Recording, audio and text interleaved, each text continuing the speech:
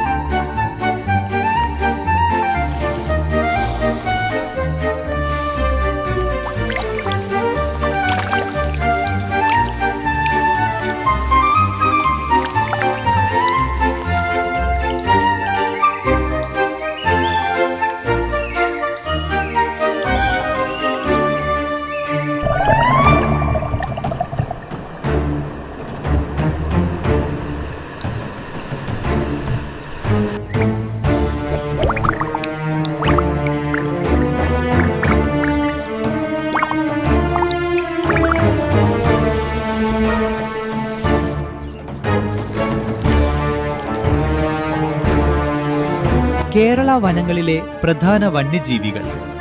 കേരളത്തിലെ വനങ്ങൾ നിത്യഹരിത വനങ്ങൾ എവർഗ്രീൻ ഫോറസ്റ്റ്സ്, ഇലപൊഴിയും കാടുകൾ ഡിസിഡിയസ് ഫോറസ്റ്റ്സ്, ചോലവനങ്ങൾ ഷോല ഫോറസ്റ്റ്സ് എന്നിങ്ങനെ പലവിധമുണ്ട്.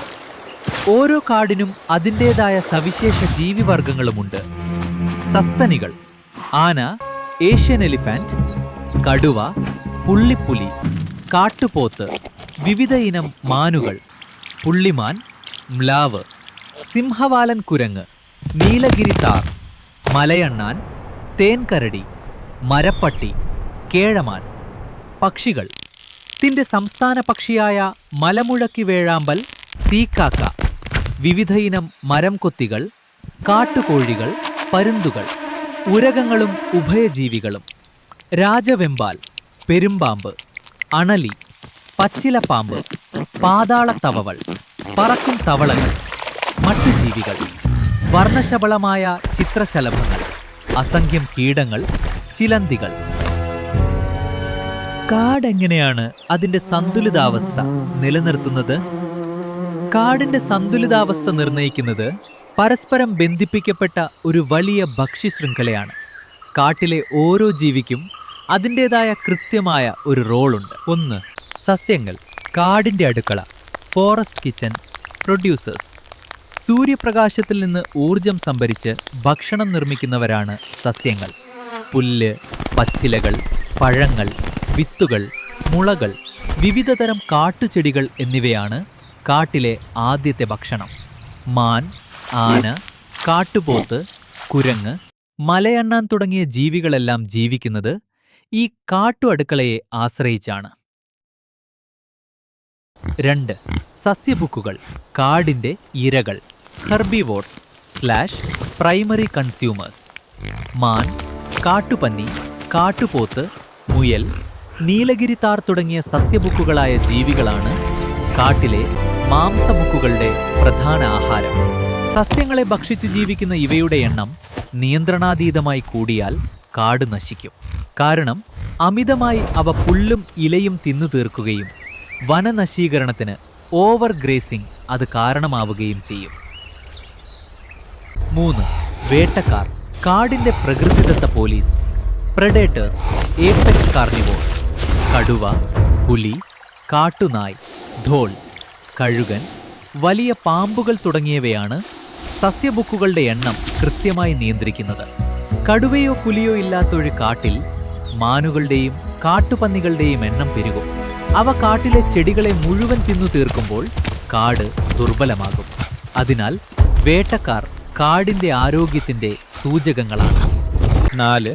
ശവം തീനികൾ, കാടിന്റെ ശുചീകരണ സംഘം, സ്കാവഞ്ചേഴ്സ്. കഴുകൻ, കാക്ക, കുറുക്കൻ, ചിലതരം വണ്ടുകൾ, കീടങ്ങൾ എന്നിവ ചത്ത ജീവികളെയും അവശിഷ്ടങ്ങളെയും ഭക്ഷിക്കുന്നു. കാട്ടിലഴുകുന്ന ശരീരങ്ങളിൽ നിന്ന് പകർച്ചവ്യാധികളും രോഗങ്ങളും പടരുന്നത് തടയുന്നത് ഈ ജീവികളാണ്. 5. വിഘാടകർ, അദൃശ്യരായ ജോലിക്കാർ, ഡീകോമ്പോസേഴ്സ്. ഫംഗസുകൾ, ബാക്ടീരിയകൾ, മണ്ണിരകൾ, ചെറിയ കീടങ്ങൾ തുടങ്ങിയവയാണ് ഏറ്റവും താഴെത്തട്ടിൽ പ്രവർത്തിക്കുന്നത്. ചത്ത ഇലകളും ജീവാവശിഷ്ടങ്ങളും മണ്ണിലേക്ക് അഴുകിച്ചേർക്കാൻ ഇവ സഹായിക്കുന്നു. ഈ പ്രക്രിയയിലൂടെയാണ് പുതിയ ചെടികൾക്ക് വളരാനാവശ്യമായ വളം, ന്യൂട്രിയൻസ്, മണ്ണിൽ രൂപപ്പെടുന്നത്. ഇതാണ് പ്രകൃതിയുടെ അത്ഭുതം. ഇല, മാൻ, പുലി, കഴുകൻ, മണ്ണ്, വിഘാടകർ വഴി വീണ്ടും ചെടി.